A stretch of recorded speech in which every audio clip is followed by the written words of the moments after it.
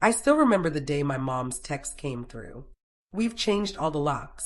You don't live here anymore. Let's see how brave you are now. Haha. No call. No warning. Just that single message lighting up the dark. I stared at it for a moment, then let out a quiet laugh, almost calm. Because that wasn't an ending. That was the beginning. 2 days later, their lawyer reached out with 5 words that told me everything had flipped. We have a problem. Call immediately. Before I explain what came next, hit like and tell me in the comments. Have you ever been blindsided by your own family? Your stories remind me I'm not alone. People once said we were the perfect family on Maple Street. White shutters, trimmed hedges, Sunday dinners that smelled like roast chicken and make-believe harmony. From the outside, it looked like warmth lived behind those windows. But perfection only stays quiet when it's rehearsed. I was raised to perform my role. The dependable daughter, the fixer, the one who never talked back. Dad, Richard Liu, believed love equaled obedience. If something broke, he called my name before reaching for a wrench. Kara, hold the ladder. Kara, grab the pliers. I learned how to balance on rooftops before I ever learned how to rest. My hands were always covered in tiny cuts from wood and wire. He'd just laugh and say, "You're tougher than any son I could have had." Mom would smile that polished smile, the one that hid every sharp edge beneath politeness, and add, "Family doesn't count debts." They said it so often, it became a prayer. Family doesn't count debts. Translation: everything you give us is owed. Everything we take is love. Then there was Emily, my little sister. 2 years younger, softer, prettier. She never lifted more than a makeup brush. Dad called her the delicate one. Mom said she was our pride. And for a long time, I was proud too. I thought keeping the peace was my duty, that fixing their problems proved my devotion. When money got tight, Mom would sigh loudly over the electric bill, and somehow my wallet would open. At 17, I was helping with mortgage payments. By 21, I was covering home repairs. It didn't feel wrong. It felt like love. They told me I was smart with money, dependable, and I mistook manipulation for gratitude. Every wall I patched, every payment I made, I told myself I was keeping the family together. But when you're the glue, you never get to stop holding everything up. I remember one Thanksgiving, no anger, no tears, just a strange, steady calm. I made coffee, logged into work as if nothing had happened, and began moving in silence. If my family wanted to test my strength, they were about to see it written in numbers. By day, I was still the reliable data analyst downtown. My coworkers had no clue that every free moment was spent tracking a different kind of data, my own past. I dug through old emails, wire transfers, utility bills, roofing invoices, contractor quotes I'd once covered temporarily, grocery receipts from the months they swore they were struggling. Every figure told a story, and every story led to the same conclusion. They took, and I paid. I began compiling what I called the ledger of truth. One column for what I'd given, one for what they'd promised. The totals didn't just add up, they screamed. $47,000 for the mortgage, $23,000 for renovations, $15,000 for emergencies, $85,000 of my life. Dad always liked to boast that I was the only one in the family who truly understood money. He never realized how dangerous that knowledge could be once I stopped using it for their benefit. When my screen finally filled with lines of evidence, I printed every page, labeled each pile, and slid them neatly into a file box under my desk. I wasn't rushing to court. Revenge, I decided, should mature like wine, not explode like fire. Over the next few weeks, I met with 3 lawyers. The first 2 treated me like another emotional daughter seeking sympathy.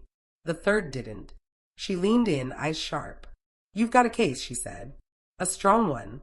This isn't about the deed, it's about equity. If you can show contribution and intent, you have standing."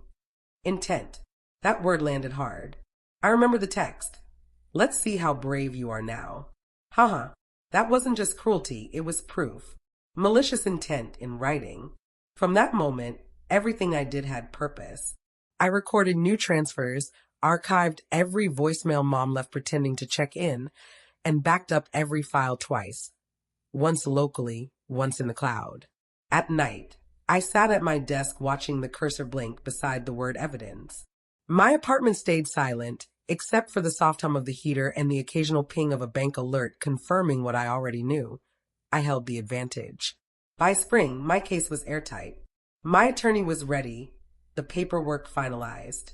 We only needed one final push, something that made their intent undeniable. It arrived right on cue. 2 days after the anniversary of that lock-changing text, an email appeared. Subject line, urgent property sale notice. They were selling the house without telling me. I smiled. They just handed me everything I needed. The day of mediation wasn't stormy or dramatic. No thunder, no shouting, just a crisp Portland morning that smelled faintly of rain and paper. I walked into the downtown law office with a folder tucked under my arm and a coffee in hand. My heart stayed steady, my palms dry. The worst had already happened, being shut out of my own home by the people who claimed to love me. The receptionist led me into a quiet conference room. White walls, long table, untouched glasses of water. The fluorescent hum filled the stillness. I sat, placed the folder before me, and waited. A few minutes later, the door opened. My parents walked in first, Mom in her familiar beige coat, the one she wore to church when she wanted to appear modest, and Dad in his press shirt, jaw tight, eyes blazing. Emily followed, twisting her purse strap, her face pale. "Kara," Mom said gently, in that same voice she used whenever she wanted something. "You look tired, sweetheart." "Good morning," I answered, calm and distant. Her lips curved into a polite smile that didn't touch her eyes. "You didn't need to make this official. We could have just talked." I tilted my head. "You changed the locks." Talking didn't seem to be our family's preferred option. Her smile faltered, but before she could reply, the mediator stepped in, a middle-aged man with kind eyes, followed by both attorneys. Mine gave me a reassuring nod as we took our seats. The opening minutes were drenched in forced politeness, the kind that makes your stomach tighten when you can feel the hostility humming beneath the surface. Then my lawyer calmly opened her folder and began arranging the papers across the table. Receipts, transfers, invoices, one after another.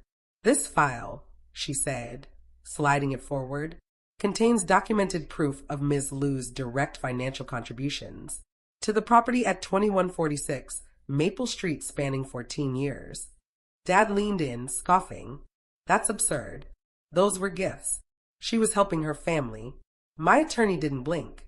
Each transaction was labeled as temporary assistance with an expectation of repayment. You'll also find text exchanges in which both you and Mrs. Liu referred to those payments as loans. We've also uncovered evidence of hidden assets, bank statements indicating. You maintain sizable savings while requesting funds from Ms. Liu under false claims of hardship. Mom shifted in her seat. Her manicured hands trembled as she reached for the documents. "This is being distorted. We never." It was the first time I interrupted. "You told me I didn't have a home anymore. Remember?" The air froze. Her mouth opened, then closed. Her eyes searched mine, pleading. "That was a misunderstanding, Kara. We were upset." "It's in writing." My attorney cut in, sliding another sheet forward. Dated and time-stamped, 11:27 p.m. The message reads, "We changed all the locks. You don't have a home anymore. Let's see how brave you are now." Huh. The mediator adjusted his glasses, his expression tight. That message certainly indicates intent. Dad's face burned crimson. "She's twisting everything. That text was a joke." I met his glare evenly. "So was your definition of family." The mediator tried to steer the session back, but the tension had already shattered. My lawyer pressed on, calm and precise, highlighting each contradiction, every falsehood, every inconsistency. The stack of evidence grew taller. Mortgage payments I'd covered, renovation expenses, utility bills, even receipts for the new locks. And then came the moment I'd been waiting for. Their attorney, a tired-looking man with graying hair, cleared his throat and leaned toward my parents. "Mr. and Mrs. Liu," he said quietly, though everyone could hear, "we have a serious problem. You need to call me right after this session." The irony struck me like sunlight breaking through a storm. I couldn't help but smile just slightly. The scene felt like the thumbnail of my life finally unfolding in real time. Mom's composure cracked. "Kara, please," she whispered, voice quivering. "We're family. Don't do this." I looked at her for a long moment, my tone soft but firm. "You're right. We are family. That's why I gave you chances, years of them. But family isn't a license to keep taking until someone breaks." Emily's eyes filled with tears. "I didn't know," she murmured. "Yes, you did," I said quietly. "You just didn't want to admit it." Dad slammed his palm against the table. "After everything we gave you." I cut him off, steady and cold. "After everything I gave you. You didn't raise me. You drained me." For a heartbeat, no one said a word. The low hum of the air conditioner filled the silence between us, a steady backdrop to the ruins of what used to be our relationship. My lawyer finally spoke. "Based on the evidence, we're requesting 50% ownership of the property, or compensation equal to its market value." The mediator nodded thoughtfully. "That's a fair request, given the documentation." Dad's face turned red with fury. Mom reached for his arm, but he pulled away. Emily sat stiff, her eyes fixed on the table. When the session ended, my parents hurried out first, whispering frantically. Their attorney followed close behind, already on the phone. "Yes, I know," he said sharply. "I told them this is bad." I stayed seated, staring at the folder before me, the quiet weapon I'd forged from betrayal. When I finally stood, my attorney gave a faint smile. "You did well in there," she said. "Numbers don't lie," I answered. "People do." Outside, the city was bathed in golden light. The scent of wet